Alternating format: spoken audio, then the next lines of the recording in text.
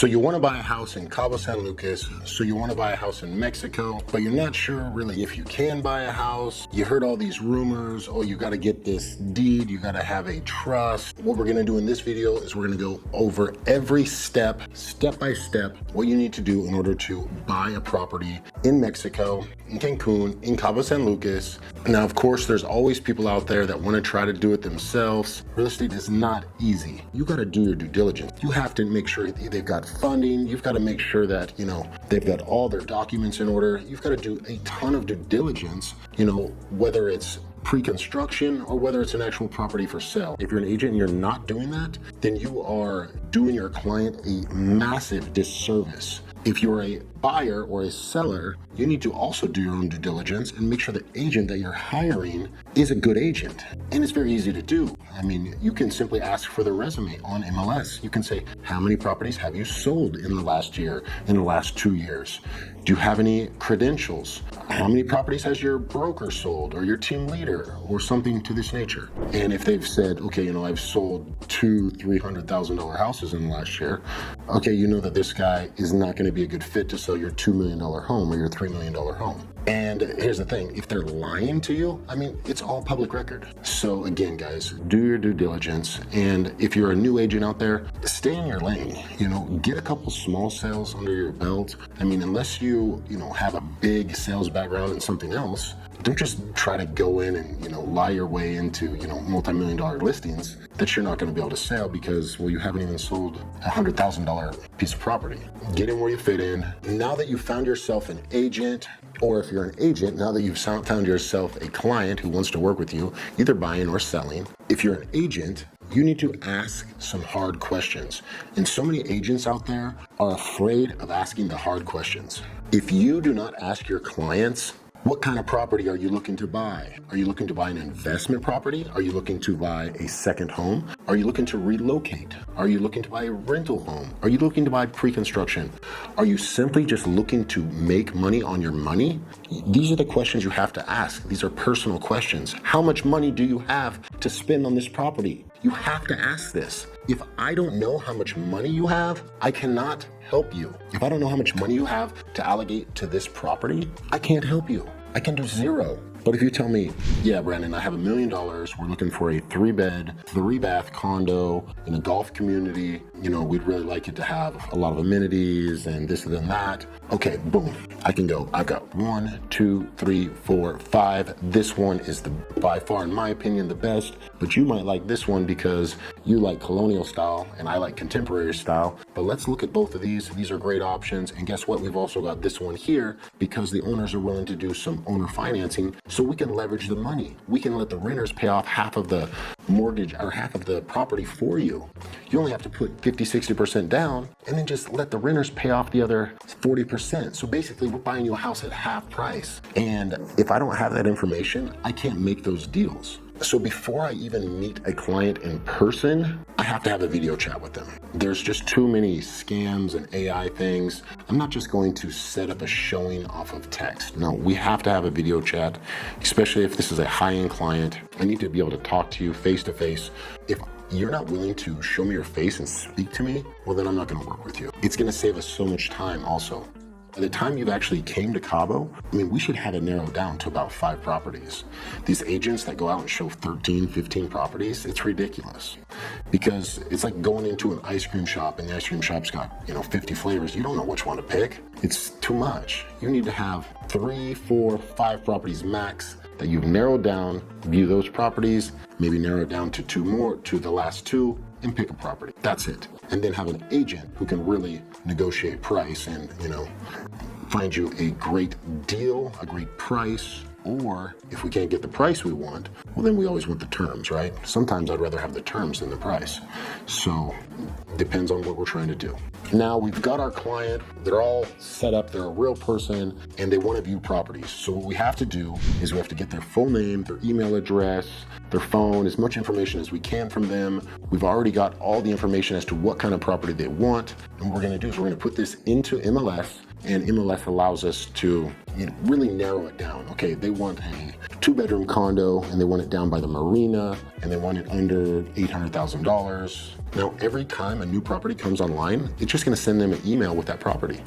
And they're gonna go, oh shoot, this is brand new. I need to check this out. So then when their trip is here, or maybe they're already here living in Cabo, they give you a call and they're like, hey, I see this property just came online. I wanna view this property right now. Okay, we call the listing agent and we go and we can view the property. And we can also tell a lot from the, from the listing itself. We can see, okay, does it have issues? Does it have problems?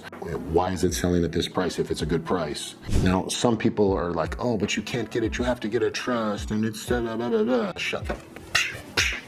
You have no idea what the hell you're talking about. Shut up. Every American and Canadian that owns property here has the same trust. It's called a fideicomiso. When you buy your property, then you choose the title company that you want to use, or you can use lawyers if it's a very expensive property, which I do suggest. That's it. They do it all for you. And it's very simple, actually. And it's not a trust in the way we think of a trust. It's just a piece of paper, basically, that this bank is holding the trust in my name. That's it. But it is so simple, and these people that are like, oh yes, they can come steal your house and blah, blah, blah. No, they can't, okay? They can't. If you're a retard and you don't know what you're doing and you use bad agent or like a bad closing company, and really only if like the property was fake or, there are scams out there, things like that. You can take this property, you own it forever. You can pass it down to your kids, your grandkids, your grandkids' grandkids. You own it forever. On top of that, to become Mexican is the easiest process out of every country in the world. Like, I am Mexican now, and it costs me, I don't know, $1,500 in like 5 days. Boop, I'm Mexican. Hey, que onda, wey? ¿Cómo estás? But let's say now we've got the 4 or 5 properties we want to look at. We come, my team, we go, we pick you up, and we do things right. Like, we have Prosecco, we have, wine, we have drinks, and we do it nice. We have food. So I had an agent one time. I went to the property. She goes, it's a 6th floor, elevator's out. There's no AC. I'll be waiting here. And I go, okay. So we walked up 6 flights of stairs, looked at the house. Obviously it was a piece of shit. Walked back down. Thank you. Bye. It's like, tell us that beforehand. I mean, why even wasting that time? And these other agents who don't turn on the air conditioning, like most Americans are not used to the heat, Canadians as well. It's like, turn on the goddamn air conditioning, turn on the lights, open the windows. It's a goddamn showing, Like, we always have nice classical music. We have candles. We have all the windows open. We have drinks and snacks for them. This is a professional setting. You're trying to give them the experience of living in this property. You've got the shades drawn down and things like this. It's like, what the hell are you doing, man? We found the house of our dreams. Now, guess what? We want to make an offer on this thing before somebody else gets it. We come up with a price. Let's say it's $1.1 million. But we see that it's been on market for 9 months. So it's been on market for a little while. I say, hey guys, look, this thing's been on market a long time. What are you guys, what are your owners looking to, get out of this property? I try to get as much information as I can. And then, I talk with my clients and we come up with a number. So for this example, we'll say we're just going to offer $1 million cash. Or maybe we say we're going to offer a price of $1 million, $600 down and $400 over 5 years at 7% interest. And I like creative deals like this too, on both sides actually. Maybe we want to leverage and want to let the renters pay it off for us. Or if we're on this selling side, maybe we want that interest money because, we don't need a bunch of extra cash. So we'd rather just take those payments and just make even more. So you have to know. Now we've got our offer. We're going to present it, $1 million. So here in Cabo San Lucas, and I believe in most of Mexico, you have to present your offer, and typically what it's going to consist of is 10% down. As far as this is going to be earnest money, you have to put your 10% down, so $100K plus about $700 to open up escrow. If you don't know what escrow is a non-partisan entity that holds the funds for the property. So first it's going to get sent the $100,000, and then after that, after we go through our contingencies, which we'll get into in a second, we're going to send the other $900 into escrow. And now we've got all of the $1 million here in escrow. Now these funds are only going to be released after all of the contingencies have been signed off and after the final walkthrough has been done and everything that abides by the contract that we have set forth, hence the offer to purchase and the escrow agreement. The offer to purchase is kind of like the first rough draft, and then the real legal document, it really is the escrow agreement. And this is the proof that you have purchased the property. And then after that, sometimes here in Cabo in Mexico, it can take two months, 3 months, even 4 months, even longer to close the property. So what I always suggest, and you'll see that all good real estate agents do this, is we always push for a soft close. Why is that? Well, because nobody wants to hold up $1 million for 4 months, and nobody wants to hold up a property that they could have for 4 months. So instead, I can soft close. I just did one the other day in 3 days. I've soft closed in 5 days. I've soft closed in 2 days. And what that does is the buyer has to send 100% of the money. Well, first it starts off with the 10%, right? You know, they've done their little home inspection.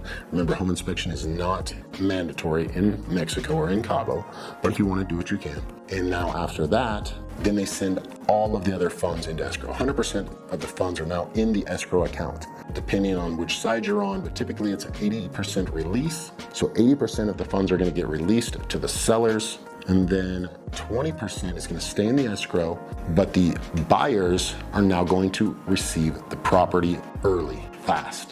So everybody's happy. 1 week later, buyers got the property, sellers got their money, agents got paid, everybody's happy. It's not quite done yet, don't get me wrong, but we can chill, we can relax because it's very little money, right?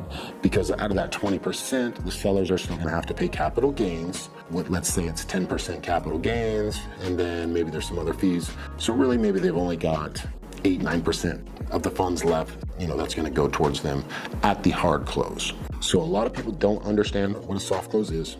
We've just purchased the property, we've got the property in hand, we own it now, and it's ours. You've got to wait for the lawyers to do the hard closing, which they'll have that done in another 2 months, but big deal, because now it's ours. We can take it, we can rent it, we can actually start repairing it, we can do all these other things. It's our property. And when we do the hard close, whatever, it's the same thing. I mean, basically it's just in your name now, but nothing really has changed. Guys, I hope that this answered some of your questions, and I will see you guys on the next video. Thank you so much.